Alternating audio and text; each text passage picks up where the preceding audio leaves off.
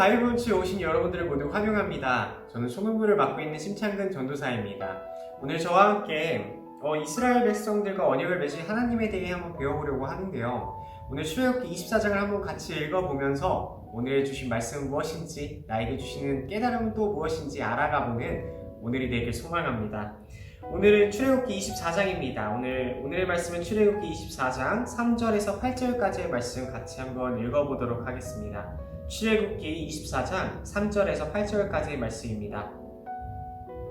모세가 와서 여호와의 모든 말씀과 그의 말씀과 그의 모든 율례를 백성에게 전하매 그들이 한 소리로 응답하여 이르되 여호와께서 말씀하신 모든 것을 우리가 준행하리이다. 모세가 여호와의 모든 말씀을 기록하고 이른 아침에 일어나 산 아래에 제단을 쌓고 이스라엘 12지파대로 12기둥을 세우고 이스라엘 자손의 청년들을 보내어 여호와께 소로 번제와 화목제를 드리게 하고 모세가 피를 가지고 반은 여러 양푼에 담고 반은 제단에 뿌리고 언약서를 가져다가 백성에게 낭독하여 듣게 하니 그들이 이르되 여호와의 모든 말씀을 우리가 준행하리이다. 모세가 그 피를 가지고 백성에게 뿌리며 이르되 이는 여호와께서 모든 말씀에 대하여 너희와 세우신 언약의 피니라. 아멘. 오늘 출애굽기 24장에서는 모세가 이스라엘 백성들에게 하나님께 들은 이 말씀과 율례를 전해주게 됩니다. 근데 이 말씀을 들은, 이 모세로부터 들은 이 말씀을 들은 이스라엘 백성들은 3절에 이렇게 말합니다. 하나님의 말씀을 따르겠습니다. 하나님의 말씀을 준행하겠습니다. 하나님의 말씀을 삶 속에 행하겠습니다. 라고 말이죠. 원래는 이 이스라엘 백성들이 이집트 안에서 종노예살이로 살아가고 있었는데 하나님께서 애굽을 굴복시킨 뒤 이들을 빼내오게 되시죠. 탈출을 시키십니다. 그러고 난 후 24장에는 하나님과 이스라엘 백성들의 관계에 대해서 보여주고 있는데요. 깊은 상호간의 관계로서 하나님께서는 이스라엘 백성들의 언약을 체결하게 됩니다. 저는 이 언약을 체결하는 모습을 보면서 이러한 것이 바로 떠올랐습니다. 하나님과 이스라엘 백성들의 관계 안에 정말 끈끈한 무언가 있구나.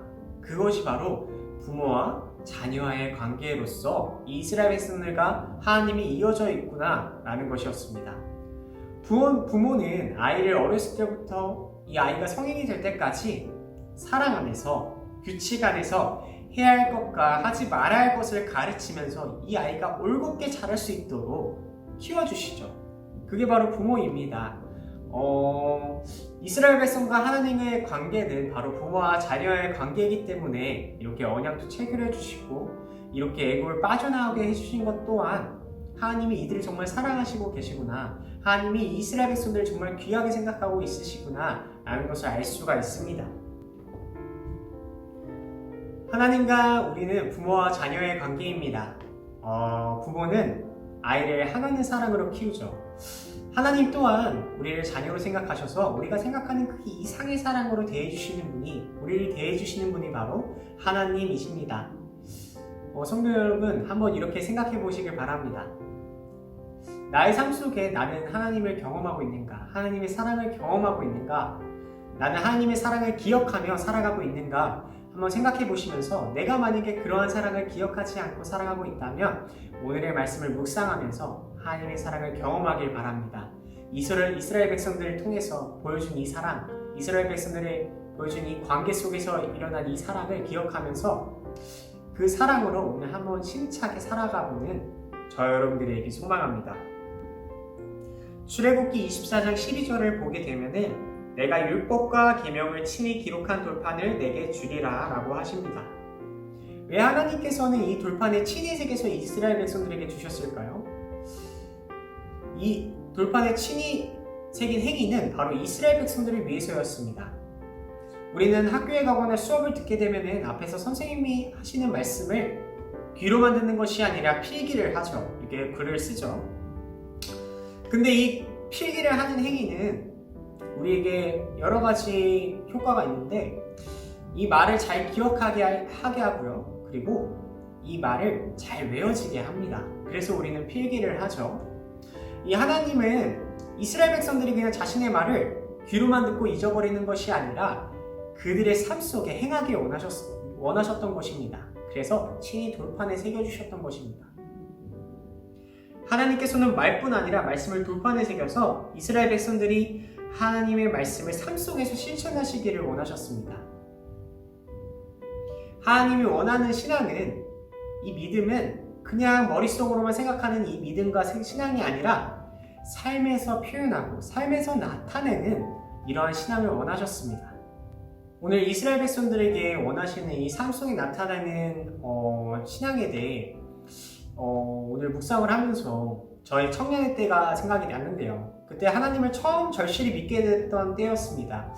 그래서 그때 막 하나님의 사랑을 느끼고 하나님을 경험하면서 죄에 대해 민감해지고 내가 죄인임을 깨닫고 이러한 시기가 있었는데, 그러한 시기 안에 저는 좌절을 했었습니다.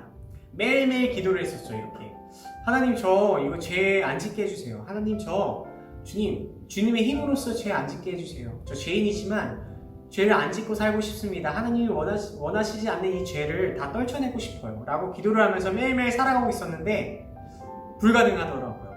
제가 이렇게 기도를 하면서도 죄를 짓는 저의 모습을 보면서 좌절을 했었습니다. 막 낭떠러지에 떨어지는 기분이었어요. 매일매일 죄를 짓는 저의 모습을 보면서 너무나도 볼품도 없고 너무나도 한탄스럽고 하나님이 원하시는 이러한 삶이 아닌데 이렇게 좌절되는 이러한 삶을 살아가면서 죄인인 삶을 살아가면서 저는 포기를 했었습니다. 왜냐면 해도 안 되니까, 기도를 해도 안 되니까요. 기도를 해도 안 되는 나의 삶이 뭔가 하나님이 저를 포기하는 듯한 느낌을 가졌던 적이 있었습니다. 근데 하나님은 이스라엘 백성들에게 오늘 삶에서 나타내는 이러한 믿음과 신앙을 원하셨습니다. 이 좌절하는 것, 포기하는 것, 만약에 제가 지금 그 상황에 저에게 한마디를 할 수 있다면, 한마디를 해줄 수 있다면 저는 이러한 말을 해주고 싶습니다. 너 잘하고 있어 라고 말이죠.